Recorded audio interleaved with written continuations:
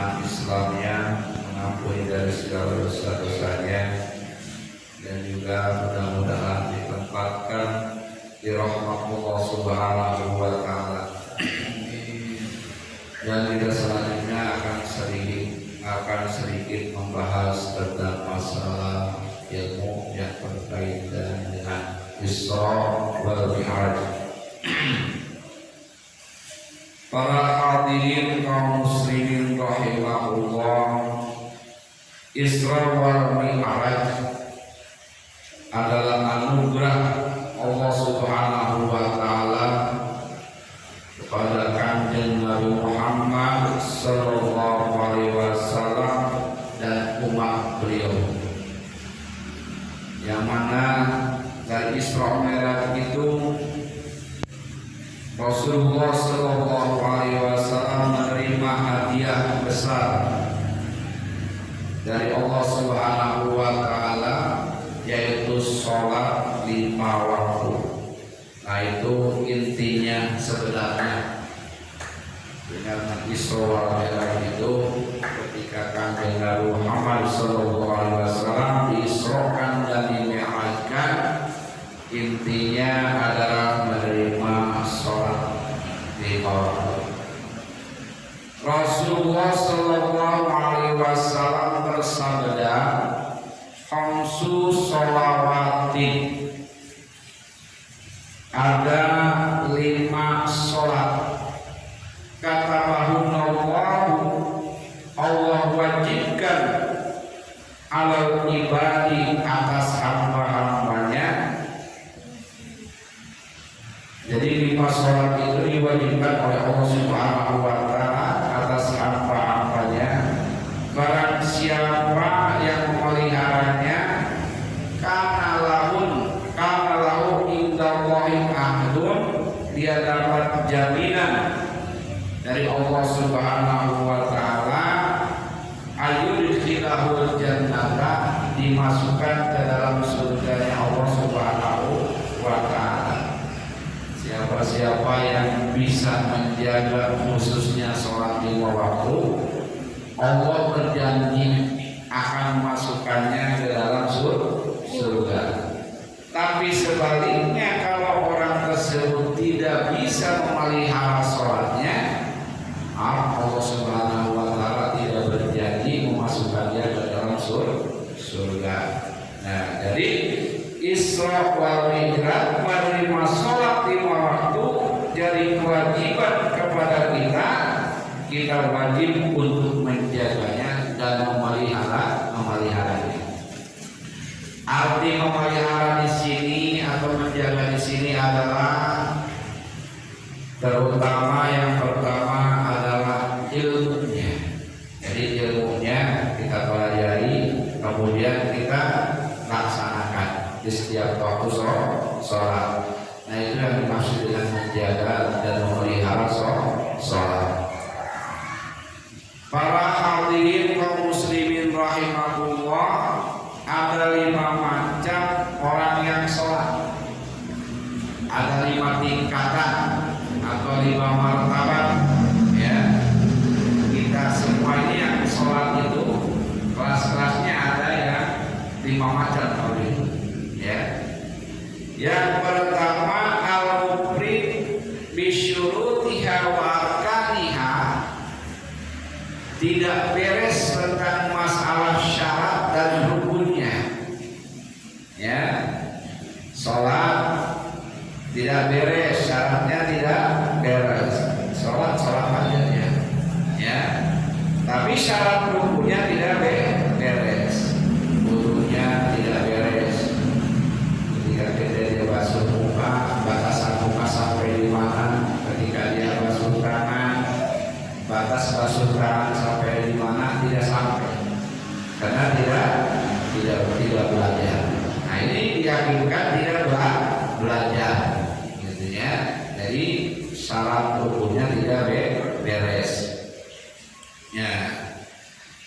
Nah, orang seperti ini apa hukumnya? Mu'aqabun, disiksa fil akhirah, di akhirat, ya.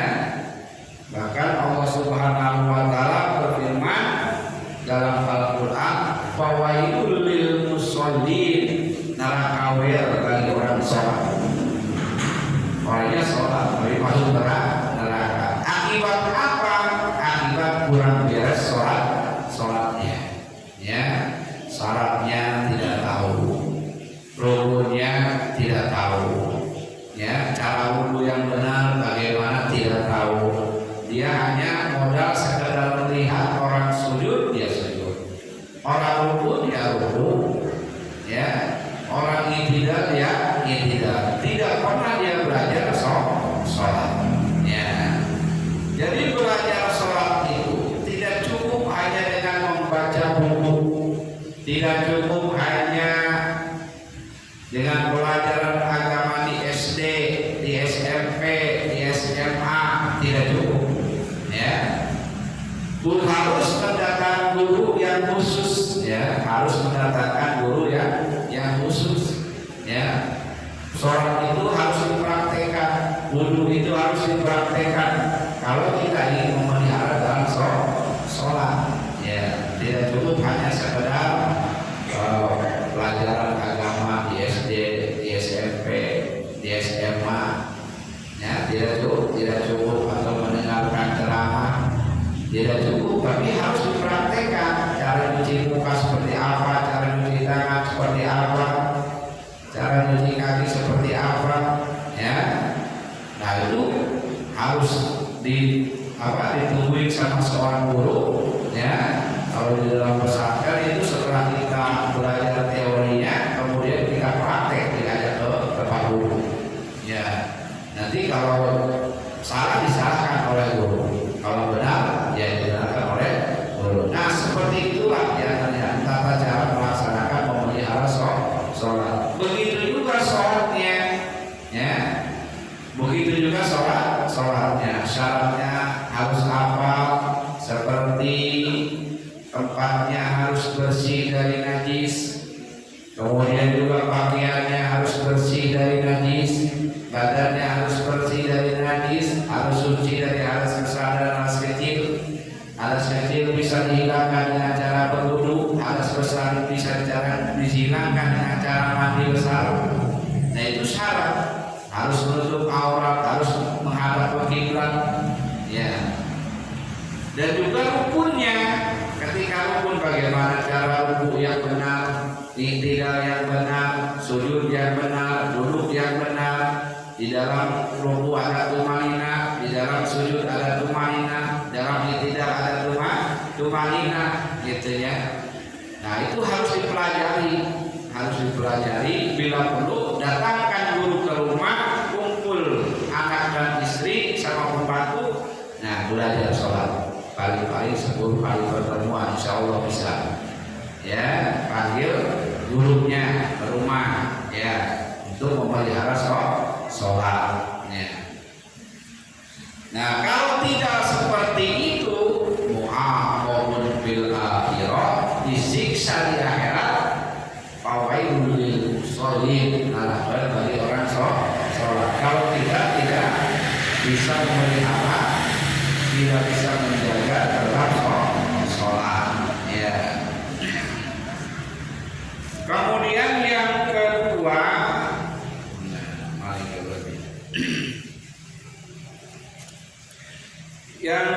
tadi adalah muhafizun fiha, ya, muhafizun fiha. Dia bisa merasa terhadap sholatnya, syarat-syaratnya dikerjakan, disiapkan, kemudian rukunya juga dilaksanakan.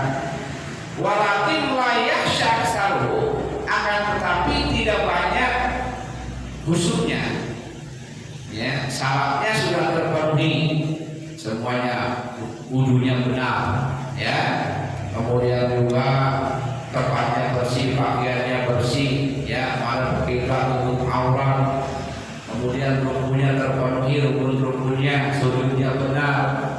Muhafizun alaiha, dia menjaga sholatnya, rukun dan syaratnya dijaga. Walakin layak syarak salu, akan tetapi tidak banyak khusyuknya. Misalkan dalam sholat itu hitung 100%, dia cuma khusyuknya 5%. Cuma khusyuknya 5%. Selebihnya 95% tidak khusyuk. Nah, seperti apa itu? Muhasabun, dihitung oleh Allah Subhanahu wa taala, ma'jurun, diberi pahala karena sudah syarat dan rukunnya sudah terpenuhi. Ma'jurun, diberi pahala. Ya. Ala qadri khusyuhi, sesuai dengan kadar khusyuknya. Ya, kalau khusyuknya ada 5%, ya dikasih pahala 5%. Dari 100% itu dihitung kadar khusyuknya berapa. Misalkan takbiratul ihram khusyuk, baca Fatihah alun tidak khusyuk, rukuk khusyuk lagi, sujud khusyuk lagi. Nah, dihitung itu ketika takbiratul ihram, ketika rukuk, ketika sujud. Ya, tapi meninggal itu masih diberi pahala oleh Allah Subhanahu wa taala daripada yang tadi nomor 1 disiksa, tidak hafal rukun dan syarat-syaratnya. Ya, yang kedua syarat sholatnya hafal, rukun-rukunnya dikerjakan. Cuma walakin layak syaksatu, tidak banyak khusyuk, ya, tidak banyak khusyuk pada sholatnya. Ya, bagaimana? Seperti itu, muhasabun, dihisab, dihitung oleh Allah Subhanahu wa taala, ma'jur, tapi diberi pahala. Nah, ala qadri khusyuhi, sesuai dengan kadar khusyuknya. Jadi yang dihitung, yang dikasih pahala itu sesuai dengan khusyuknya. Ya. Apa khusyuk itu? Ya. Kalau kita tadi syarat sudah hafal, rukun juga sudah hafal. Nah, tinggal syarat dia apa? Khusyuk. Khusyuk itu sukunul jawari ma'khuduril qalbi. Ya. Sukunil jawari, anggota tubuhnya tenang, tidak garuk-garuk, tidak tengok ke kanan dan ke kiri atau ke atas, dan fokus dia ke tempat sujud. Ya. Si anggota badannya itu tenang. Ya. Tidak bergerak, terkecuali dia bergerak dalam pergerakan sholat, mau rukuk bergerak, mau sujud bergerak. Selain itu dia diam. Ya. Kemudian ma'khuduril qalbi, serta hadirnya hati. Ya. Apa hadirnya hati? Allah yatafakkaru illa fi makna ma yaqulu. Dia tidak berpikir apa-apa kecuali berpikir apa yang dia ucapkan. Bismillahirrahmanirrahim. Nah, pikirannya dengan nama Allah yang Maha Pengasih lagi Maha Penyayang. Walaupun tidak, ini paling tidak bayangannya seperti itu. Alhamdulillahirabbil alamin. Dalam hati kita kebayang segala puji bagi Allah. Walaupun nggak sesuai dengan itu, tapi paling tidak artinya itu kebayang ya. Nah, Ar-Rahmanir-Rahim. Allah Maha Penyayang lagi Maha Pengasih. Walaupun dia ucapkan hanya kebayang di dalam hati. Maliki yaumiddin, yang ada di hari kiamat. Iyyaka na'budu wa iyyaka nasta'in. Kebayang hanya kepada Allah saya beribadah dan pada mohon pertolongan. Nah, seperti itu. Jadi tidak memikirin apa-apa kecuali dia mikirin apa yang dia baca. Nah, itu namanya hadir hati. Badannya berhenti, tenang, tidak gerak-gerak, tidak garuk-garuk, tidak tengok-tengok. Kemudian hatinya dia pikirkan apa yang dia baca. Ya, makanya kalau baca surat mendingan pendek tapi dia hafal artinya. Qul huwallahu ahad, katakan Muhammad, Allah itu satu. Ya, di dalam hati kita, di dalam hati kita. Jadi hati kita itu sibuk memikirkan apa yang kita baca. Baik itu mikir hati, bacaan Quran, au dzikrin atau dzikir, au du'ain atau doa. Karena di dalam sholat itu tidak lepas 3 tadi. 1 dzikir, ya. Kedua baca Quran, Al-Fatihah, Al-Quran, surah pendek, Al-Quran, Subhanallah, itu dzikir. Ketiga adalah doa. doa di dalam sholat ya. Allahumma inni a'udzubika min adzabil qabri wa min adzabin nar, itu kan doa. Jadi bacaan sholat itu tidak berlepas dari tiga: baca Al-Quran, zikir, dan doa. Ya, maka ketika kita sholat, pikirannya jangan kemana-mana, fokus apa yang kita pikirkan, apa yang kita baca. Sukunil jawari ma'huduril qalbi, rukunnya terpelihara, syaratnya terpelihara, kemudian khusyuk hatinya, ya, atau tenang badannya, mikirin makna yang kita baca, insya Allah itu dapat merupakan khusyuk di dalam sholat. Ya. Muhafidun alaiha walakin la yakhsha asaruhu, dia menjaga sholatnya dari syarat rukun, tetapi dia tidak banyak khusyuknya. Nah, orang seperti ini muhasabun, dihitung, dihisab oleh Allah, mahjur, tapi dikasih pahala. Pahalanya siapa? Ala qadri khusyuhi, sesuai dengan kadar khusyuknya. Kalau khusyuknya di sujud, di pahala apa khusyuk? Khusyuknya di tahiyat yang dapat pahala. Khusyuknya al-fatihah yang dapat pahala. Nah, seperti itu, tidak semuanya satu sholat dikasih pahala semua. Kemudian martabat yang ketiga, tadi martabat yang kedua, muhafidun alaiha, dia beres, syarat dan rukunnya terpenuhi. Mujahidun li khusyuhi, dia berjuang untuk khusyuk. Ya, tadi mah banyak tidak khusyuknya, sekarang dia berjuang untuk khusyuk. Ya, walaupun tidak semua, tapi dia sudah berjuang. Bagaimana seperti ini? Mahjur, diberi pahala ala qadri jihadihi, sesuai dengan kadar jihadnya, perangnya melawan hawa nafsu. Ya, misalkan sudah terpenuhi syarat rukunnya ya. Bismillahirrahmanirrahim. Artinya juga kebayang berarti dengan nama Allah yang Maha Pengasih lagi Maha Penyayang, gitu ya. Alhamdulillahirabbil alamin. Kita di masjid, pikirannya ke rumah. Balikan lagi. Wah, ini enggak usul. Bismillahirrahmanirrahim. Alhamdulillahirabbil alamin. Segala puji bagi Allah. Ya, cukup itu. Terus dibaca Ar-Rahmanir-Rahim. Hilang lagi pikirannya ke pasar. Ya. Dia berusaha betulin lagi. Ar-Rahmanir-Rahim. Maliki yaumiddin. Mulai pikiran dekat kantor. Ya. Diulang lagi, tak salah. Maliki yaumiddin. Nah, itu berjuang untuk khusyuk. Nah, orang yang sholat berjuang untuk khusyuk, mahjurun ala qadri jihadi, diberi pahala sesuai dengan kadar jihadnya, kadar perang melawan hawa nafsunya. Maksudnya dia di situ perang melawan hawa nafsu. Ya, ini perlu dipelajari, ya, dipelajari. Nah, kategori kita itu seperti yang mana? Nomor 1, apa nomor 2, apa nomor 3? Ya, kalau masih nomor 1 perbaiki. Kalau nomor 2 masih ketinggalan. Nomor 3 lumayan. Ya. Jadi diukur dengan pahala sesuai dengan pahala jihad, perang melawan hawa nafsunya tadi. Ya.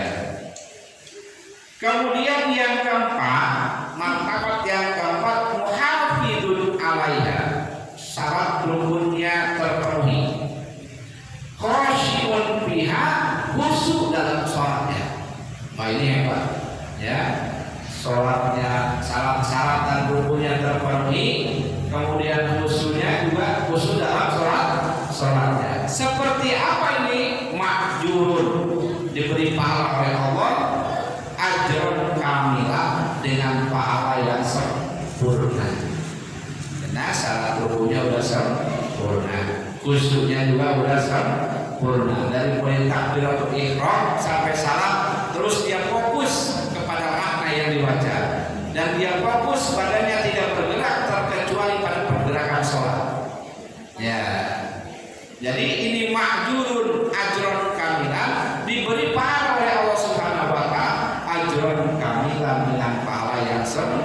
sempurna. Ini luar biasa. Ya, ini harapan kita ya, harapan kita seperti itu. Kemudian yang kelima, martabat yang kelima, muhafizun fi alaiha, dia bisa menjaga syarat dan rukun dalam sholat. Khashi'un biha, dan juga dia bisa khusyuk dalam sholatnya dari mulai takbiratul ihram sampai as-salam. Dha'iul ladzatal munajat, ditambah lagi dengan kelezatan munajat kepada Allah Subhanahu wa taala. Jadi sholatnya itu nikmat. Nah, ketika dia sholat nikmat. Ketika sholat itu merasa lezat. Ya, munajat ke Allah Subhanahu wa taala. Dia sadar kita sedang sholat, dia sadar bahwa sholat yang dia kerjakan ini adalah anugerah dari Allah. Saya dikersakan bisa sholat, saya dikersakan bisa ibadah kepada Allah Subhanahu wa taala. Ini adalah anugerah dari Allah, taufik dari Allah, hidayah dari Allah. Merasa nikmat, merasa lezat. Nah, ini kelas mana muqarrabun indallah, didekatkan kepada Allah Subhanahu wa taala. Puncaknya ibadah, puncaknya sholat seperti itu, didekatkan Allah Subhanahu wa taala. Ini dan ini kedudukan ini seperti tadi ini martabatnya Rasulullah Sallallahu Alaihi Wasallam. Kita sulit, ya, tapi kita berusaha, ya, kita berusaha. Gitu. Tapi ini sulit martabatnya, kedudukannya Rasulullah Sallallahu Alaihi Wasallam.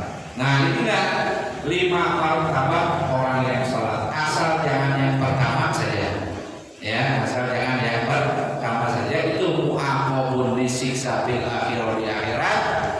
Fawailul lil musholin, neraka wel bagi orang sholat. Karena dia sholatnya tidak mau mempelajari tentang sholat, atau tidak mau mendatangkan guru untuk mengajari sholat, ya, sehingga hanya sekedar melihat temannya ruku, ya ikut ruku, temannya sujud, ya ikut sujud, temannya duduk, tidak punya ilmu tentang masalah sholat. Maka itu mu'aqabun bil akhirah, disiksa di akhirat, dan fawailul lil musholin, neraka wel bagi orang sholat. Kita jangan sampai termasuk urutan yang pertama, ya, tapi harus urutan yang kelima. Tapi minimal kedua, ketiga saja sudah lumayan, tidak sampai kita disiksa oleh Allah Subhanahu wa taala.